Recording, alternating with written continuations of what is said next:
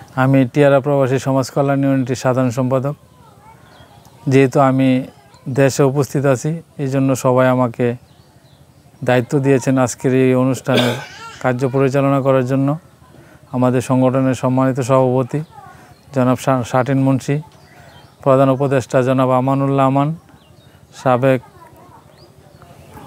আমাদের যারা সংগঠনের নেতৃবৃন্দ থেকে সদস্যবৃন্দ যারা আছে, অক্লান্ত পরিশ্রম করে প্রবাসে, পরিশ্রমের টাকা থেকে সামান্য কিছু অর্থ আয় করে আমরা চেষ্টা করতেছি টিয়ারা গ্রামের অসহায় ক্ষতদরিদ্র মানুষের পাশে দাঁড়ানোর জন্য।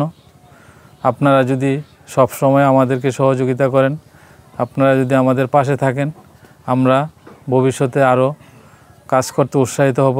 আপনারা আমাদেরকে উৎসাহিত করবেন সব সময় আমরা যেন কাজ করতে পারি।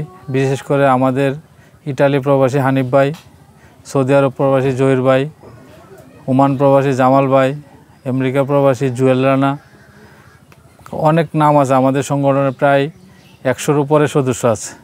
সবাই আমাদের সংগঠনের অক্লান্ত পরিশ্রম করে সংগঠনকে এগিয়ে নেওয়ার জন্য, যাদের পরিশ্রমের বিনিময়ে আমরা আজকে আপনারা যা বললেন, আমরা 2টি সড়ক করতে পেরেছি।